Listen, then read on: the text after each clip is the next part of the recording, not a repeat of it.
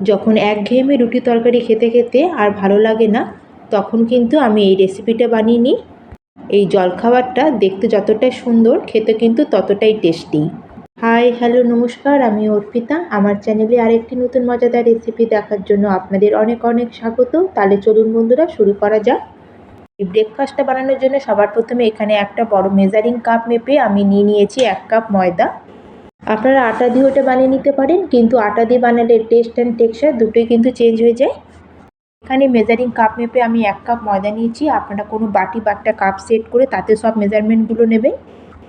আর ময়দাটা দেওয়ার পরে এর মধ্যে দিয়ে দিচ্ছি আমি স্বাদ অনুযায়ী নুন। এবার এর মধ্যে দিয়ে দিচ্ছি আমি 1/2 চামচ মতো চিনি। আর নুনটা চিনিটা দেওয়ার পরে ভালো করে এখন আমরা ময়দার মধ্যে মিশিয়ে নেব। চিনি যদি এখানে দিতে না চান, চিনিটাকে আপনারা স্কিপও করতে পারেন, কিন্তু চিনিটা দিলে এর কালারটাও সুন্দর আসে, তার সাথে টেস্টটাও এনহ্যান্স হয়। এবার এর মধ্যে একটা ডিমকে ফাটিয়ে দিয়ে দিলাম। আপনারা যদি ডিম খেতে পছন্দ না করেন তাহলে ডিমটাকে আপনারা স্কিপও করতে পারেন। এবার যে কাপ মেপে আমি এখানে 1 কাপ ময়দা নিয়েছিলাম, সেই কাপ মেপে এখানে আমি 1 কাপ জল নিয়েছি। এখন এর মধ্যে আমি পুরো জলটা অ্যাড করে দেবো না, অল্প একটুই জল দেবো, মানে 1/2 কাপ মতো জল দিয়েছি, যাতে এর মধ্যে কোনো লাম্পস বা কোনো ডালা না থাকে। অল্প অল্প করে জল মিশিয়ে কিন্তু এখানে আমাদের ব্যাটারটা তৈরি করে নিতে হবে। ভিডিওটা আপনারা ফুল ওয়াচ করবেন, তাহলেই কিন্তু আপনাদের পরোটাটা একদম পারফেক্ট তৈরি হবে। যেটুকুনি জল বেঁচেছিল সেই জলটা পুরো এর মধ্যে অ্যাড করে দিচ্ছি। এখন ভালো করে এটা মিক্স করে নেব। এইভাবেই অল্প অল্প জল দিয়ে আমাদের এটা মিক্স করে নিতে হবে, যাতে আমাদের এই ময়দার মধ্যে কোনো লাম্পস না পড়ে। জলটাকে ভালো করে ময়দার মধ্যে মিশানো হয়ে গেলে এখন আমি এর মধ্যে অ্যাড করে দেবো দুধ। এখানে আমি যে কাপ মেপে 1 কাপ জল নিয়েছিলাম, সেই কাপ মেপে এখানে আমি 1/2 কাপ দুধ নিলাম। এই ব্যাটারটা রেডি করতে এখানে আমি 1 কাপ জল আর 1/2 কাপ দুধের ব্যবহার করেছি। আপনারা চাইলে এখানে দুধটাকে স্কিপ করে পুরো 1.5 কাপ জলেও কিন্তু এই ব্যাটারটা বানিয়ে নিতে পারেন। এখন কিন্তু খুব ভালো করে আমাদের এটাকে মিশিয়ে নিতে হবে, যাতে এর টেক্সচারটা একদম স্মুথ মতো হয়ে যায়। আপনাদের বলে দিই, আপনারা যে কাপ বা বাটি মেপে এখানে ময়দাটা নেবেন, সেই কাপ বা বাটি মেপে কিন্তু এখানে দুধ আর জলটা নেবেন, তাহলে কিন্তু আমাদের এখানে যে লিকুইডটা আমরা বানিয়েছি এটা কিন্তু একদম পারফেক্ট হবে। আর এখন আমি এখানে আপনাদের ব্যাটারের কনসিস্টেন্সিটা দেখাচ্ছি, কেমন আমাদের এখানে ব্যাটারটা থাকবে। এখানে যদি আপনাদের ব্যাটারটা বেশি পাতলা বা বেশি ঘন হয়ে যায়, তাহলে আটা বা জল মিশিয়ে এটাকে একটু অ্যাডজাস্ট করে নেবেন। তাহলে কিন্তু এখানে ব্যাটারটা একদম রেডি। এখন তাহলে আমরা পরোটা বানানো শুরু করব। এদিকে গ্যাসে পরোটাগুলো তৈরি করার জন্য একটা আমি ননস্টিকের প্যান বসিয়ে নিয়েছি। প্রথমে এখানে প্যানটাকে সামান্য একটু তেল দিয়ে আমি গ্রিস করে নেব। এখানে প্যানটাকে প্রথমে আমি ভালো করে গরম করে তারপর গ্যাসের ফ্লেমটাকে লোতে করে দেবো। কারণ এখানে যদি আমরা লিকুইড ব্যাটারটা একদম গরম প্যানের মধ্যে অ্যাড করে দিই, তাহলে কিন্তু এখানে পরোটাগুলোর মধ্যে ছোট ছোট ছিদ্র এসে যাবে। সেই জন্য এই ব্যাটারটা দেওয়ার সময় গ্যাসের ফ্লেমটা একদম লোতে রাখবেন, আর লো টু মিডিয়াম করে কিন্তু আমাদের এখানে পরোটাগুলো তৈরি করে নিতে হবে। পরের দিকে কিন্তু আপনারা গ্যাসের ফ্লেমটাকে একটু হাইতে করতে পারেন, কিন্তু প্রথম দিকে ব্যাটারটা দেওয়ার সময় কিন্তু গ্যাসের ফ্লেমটাকে আমাদের লোতে রাখতে হবে, নাহলে কিন্তু এখানে পরোটাগুলো একদমই ভালো তৈরি হবে না। এখানে আমি প্যানের মধ্যে 1.5 হাতা মতো ব্যাটার দিয়েছি, আর ব্যাটারটা দেওয়ার কিছুক্ষণ পরেই দেখবেন যে সাইড থেকে এটা ছাড়তে শুরু হয়ে যাবে। তখন আমরা এটাকে আস্তে করে এটাকে উল্টে দেবো।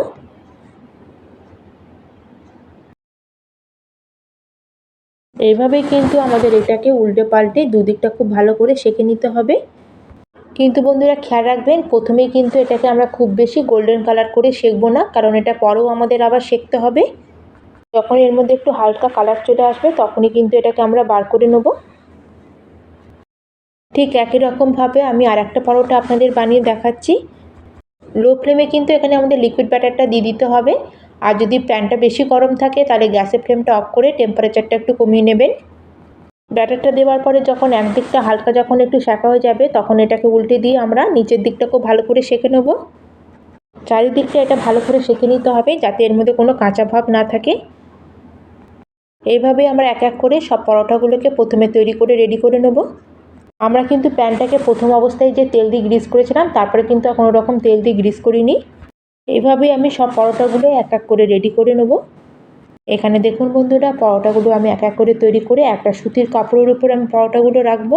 কারণ পরোটা থেকে স্টিম বেরোয়, সেই জন্য নিচের পরোটাটা এখানে কিন্তু ভিজে একদম নষ্ট হয়ে যায়। এখানে কিন্তু সব পরোটা আমি রেডি করে নিচ্ছি। এখন চলে যাব আমি নেক্সট প্রসেসে। এখানে দেখুন বন্ধুরা, একটা বাটির মধ্যে আমি আলাদা আলাদা করে দুটো ডিম ভেঙে নিয়ে নিয়েছি। এখানে দুটো ডিম দিয়ে আমার 3খানা পরোটা রেডি হয়ে যাবে। আপনারা আপনাদের হিসাব অনুযায়ী সেই বুঝে ডিমটা এখানে নিয়ে নেবেন। এবার এই ডিমের মধ্যে আমি অ্যাড করে দিলাম হাফ চামচ মতো গোলমরিচের গুঁড়ো, সামান্য একটু এর মধ্যে দিয়ে দিলাম রেড চিলি ফ্লেক্স, দিয়ে দেবো এর মধ্যে আবার স্বাদ অনুযায়ী নুন। এবার এর মধ্যে দিয়ে দিচ্ছি অর্ধেকটা মিহি করে কুচানো পেঁয়াজ, 2-3খানা মিহি করে কুচানো কাঁচা লঙ্কা, আপনারা যেরকম ঝাল খাবেন সেই বুঝে লঙ্কাটা দেবেন। তার সাথে এখানে দিয়ে দিচ্ছি একটা ছোটো সাইজের টমেটো, টমেটোটাকে একদম আমি বিচি ফেলে একদম ছোট ছোট করে টুকরো করে কেটে নিয়েছি। আর সবশেষের মধ্যে দিয়ে দিলাম কিছুটা পরিমাণে কুচানো ধনেপাতা। এর মধ্যে কিন্তু আপনারা আরও সবজি অ্যাড করতে পারেন, যেরকম গাজর, ক্যাপসিকাম। এবার একটা চামচের সাহায্যে আমি কিন্তু সব কিছুকে খুব ভালো করে ডিমের মধ্যে মিশিয়ে নেব। বন্ধুরা, সকালবেলায় যখন তাড়াহুড়োর মধ্যে আমাদের হাতে খুব সময় কম থাকে, আর কম সময়ে যদি কিছু বানাতে চান, তখন কিন্তু আপনারা এই পরোটাটা বানিয়ে নিতে পারেন। আর এই পরোটাটা খাওয়ার জন্য কিন্তু আমাদের আলাদা করে কোনো তরকারিও লাগে না। বাচ্চাদের স্কুলের টিফিনের জন্য কিন্তু এটা একদম পারফেক্ট। এখানে দেখুন বন্ধুরা, সবজি দেওয়ার কারণে কিন্তু এখানে ব্যাটারটা একটু গাঢ় লাগছে। আমরা যখন এটা প্যানের মধ্যে দেবো তখন কিন্তু এটা ছড়াবে না। সেই জন্য এই ব্যাটারটাকে আর একটু লিকুইড করার জন্য আমি কিন্তু এখানে বড় চামচের 1 চামচ মতো দুধ ব্যবহার করেছি। দুধটা দেওয়ার পরে এটাকে ভালো করে ডিমের মধ্যে আবার মিশিয়ে নেব। এইভাবে দুধটা অ্যাড করাতে কি হবে, ব্যাটারটা একটু আমাদের লিকুইড মতো থাকবে, আর প্যানের মধ্যে যখন আমরা দেবো খুব সুন্দর এটা স্প্রেড হয়ে যাবে, এক জায়গায় জড়ো থাকবে না। তাহলে এখানে ডিমের ব্যাটারটা আমাদের রেডি। তাহলে এখন আমরা ব্রেকফাস্টগুলো বানিয়ে নেব। এদিকে প্যানটা আমি গরম হওয়ার জন্য বসিয়ে দিয়েছিলাম, আর তার মধ্যে দিয়ে দিলাম আমি এখানে 1 চামচ মতো তেল। তেলটাকে এখানে খুব ভালো করে আমাদের গরম করে নিতে হবে। তেলটা ভালো মতো গরম হয়ে গেলে 1 হাতা মতো ডিমের ব্যাটারটা ঠিক প্যানের মাঝখানে দিয়ে দেবো। আর দেখুন কত সুন্দর এটা চারিদিকে ছড়িয়ে গেল। এই সময় কিন্তু গ্যাসের ফ্লেমটা লোতে রেখে আমাদের ডিমটাকে একটু হতে দেবো। এবার আমরা পরোটাগুলো ডিমের উপর দিয়ে দেবো, কিন্তু পরোটাটা দেওয়ার একটা প্রসেস আছে। যেদিকে একটু হালকা কালার এসেছে সেটাকে আমরা ডিমের উপর দিয়ে দেবো, আর যেদিকে একটু গোল্ডেন কালার এসেছে সেটা আমরা এভাবে উপর দিকে রাখবো। এইভাবে করলে কি হবে, যখন পরোটাগুলো তৈরি হবে তখন পরোটার উপরে খুব সুন্দর একটা কালার আসবে। নিচের দিকটা যখন খুব ভালো মতো কুক হয়ে যাবে তখন কিন্তু এইভাবে আমাদের এটাকে চেঞ্জ করে উল্টো দিকেও ভালো করে আমাদের সেঁকে নিতে হবে। আর উল্টো দিকটাও খুব সুন্দর একটা কালার আসা পর্যন্ত আমরা পরোটাগুলোকে সেঁকে নেব। ডিমের পরোটাটা এই দুদিকটায় ভালো মতো সেঁকা হয়ে গেলে আপনারা এই অবস্থায় এটাকে উঠিয়ে খেতে পারেন। কিন্তু এটাকে আর একটু টেস্টি বানানোর জন্য এখন আমি এর উপরে দিয়ে দেবো 1 চামচ মতো টমেটো সস। একটা চামচের সাহায্যে সসটাকে চারিদিকে পুরো লাগিয়ে নেব। এখানে আপনাদের কাছে যদি পিৎজা সস থাকে বা মেয়োনিজ থাকে সেটাও আপনারা এখানে ব্যবহার করতে পারেন। এখন একটা আমি চিজ কিউব নিয়েছি, আর কিউবটাকে এইভাবে গ্রেটারের সাহায্যে এখানে গ্রেট করে এর উপর দিয়ে দেবো। আমি কিন্তু চিজটাকে পরোটার চারিদিকে পুরো ছড়ালাম না, ঠিক এক সাইড করে আমি দিয়ে দিয়েছি।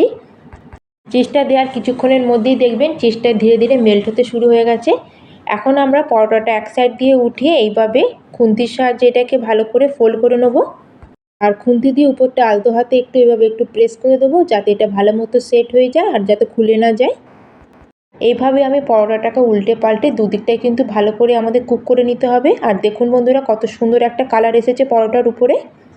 এখানে কিন্তু আমার একটা এগ চিজ পরোটা কিন্তু একদম রেডি হয়ে গেছে, আর তার সাথে কিন্তু দেখতেও কত লোভনীয় হয়েছে।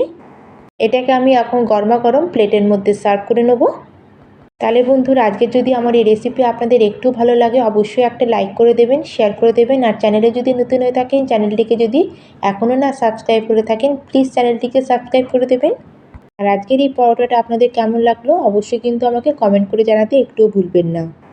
তাহলে বন্ধুরা, যখন ভাত রুটি কিছুই খেতে ইচ্ছা করবে না তখন কিন্তু আপনারা একবার এইভাবে বানিয়ে দেখতে পারেন, আপনাদের খুবই ভালো লাগবে।